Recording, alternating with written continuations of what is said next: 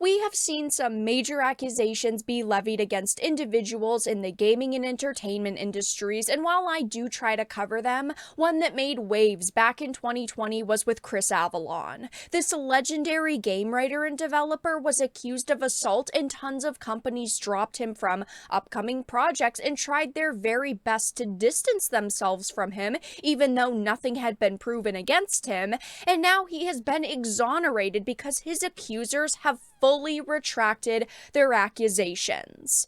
I have a bunch of things to show off, but before we get into the topic at hand, if you enjoy the content that I create, please make sure to subscribe to the channel and hit the notification bell. Follow me on social media like Twitter or mine so that you can see when my content is posted. And of course, if you do really enjoy the videos and the live streams that I create, please consider becoming a Dark Titan via Patreon or a supporter via YouTube memberships. So let's start with this Niche Gamer article. Chris Avellone exonerated, accusers fully retract accusations of SA. So, we have extensively covered the veteran game developer and writer Chris and the SA allegations lobbied against him and his libel lawsuit to clear his name. Now we have learned his accusers have retracted their accusations and he has been fully exonerated. At the time he denied the allegations and took both women to court over their statements, the accusers Carissa Barrows and Kelly Ray Bristol have now completely retracted their claims, and he will be awarded a 7-figure sum in damages to his name. Now, I have covered this situation a couple of times on the channel, and when this happened, I had said we need to wait to hear his side of the story, and very soon after, he did say that he was going to bring these ladies to court and he was going to try to clear his name, and now he has won this lawsuit, which obviously is great to hear. This is why we should not just believe everything we hear on social media, and when claims are made against individuals, this is why companies should not instantly drop them.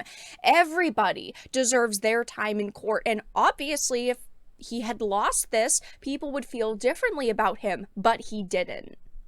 Now, Barrows and Bristol released a joint statement saying he never abused either of us. We have no knowledge that he ever abused any women. We have no knowledge that he ever misused corporate funds. Anything we have previously said or written about him to the contrary was not our intent. They added we wanted to support women in the industry. In doing so, our words have been misinterpreted to suggest specific allegations of misconduct that were neither expressed nor intended. We are passionate about the safety, security, and agency of women, minorities, LGBTQIA+ persons, and every other community that has seen persecution in the video game industry. We believe he shares a desire to protect and uplift those communities. We believe that he fully deserves a return to the industry and support him in those endeavors. Now, obviously, he should have never had to leave the industry in the first place. It should always be innocent until proven guilty,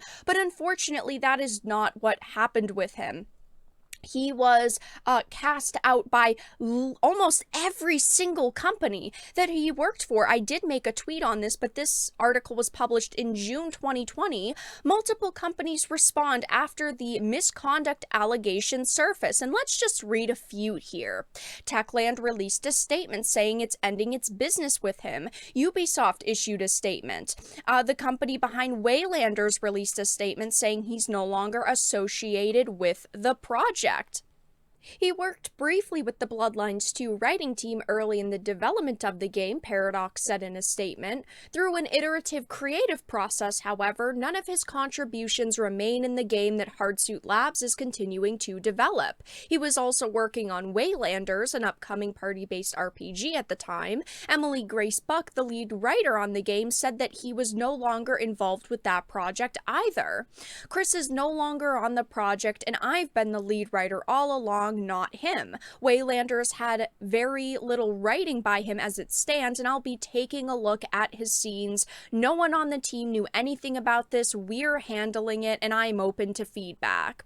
Now, we are talking about someone who has worked in the video game industry for decades. He worked on all of the Icewind Dale games. He was a designer on Baldur's Gate Dark Alliance, Knights of the Old Republic 2, Fallout New Vegas. There are tons of games here, and no accusations had ever been levied against him, but when the height of MeToo happened, there were two. Should the industry have turned on him? No. They should have said that they were taking the accusations seriously and will follow up on them in the future, but they should have never fired him from projects, because now these companies look awful. They are going to have hundreds and thousands of people demanding apologies from them, and I'm one of those people. I do believe that they should retract their statements, they should publicly apologize, and that any articles that talked about these situations should be edited. Will these journalists go back and edit the articles, though? Of course not. Will these companies issue statements? Probably not.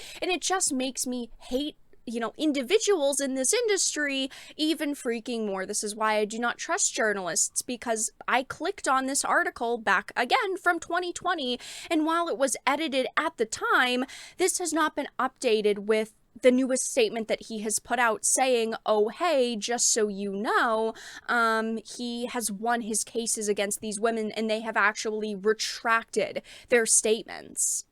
These people were so quick to blame and attack, yet when it comes time to apologize, they are absolutely silent. And Chris did actually make some posts about this situation. He had said the case concerning the allegations made against me in 2020 has been resolved. And if you look at the comment section, people are saying basically, hugs, we hope that you get some new work in the future, congratulations. But, it does make you feel awful for him.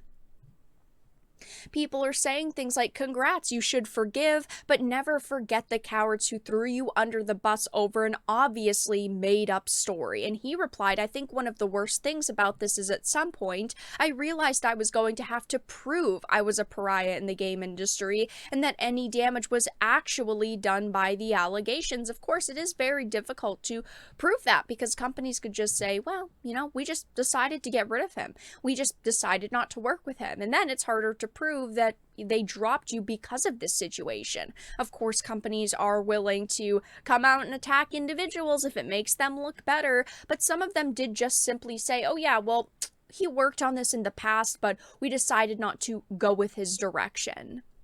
Glad that it's fully resolved now and you can get back to doing your work full steam. When are the journalists and outlets going to apologize? I really wish they would. I have been wondering if this was still ongoing, but I'm glad to see it got resolved peacefully, more so than I expected. I hope to see everyone else welcome you back and that people will continue to wait for the legal process before judging situations like this.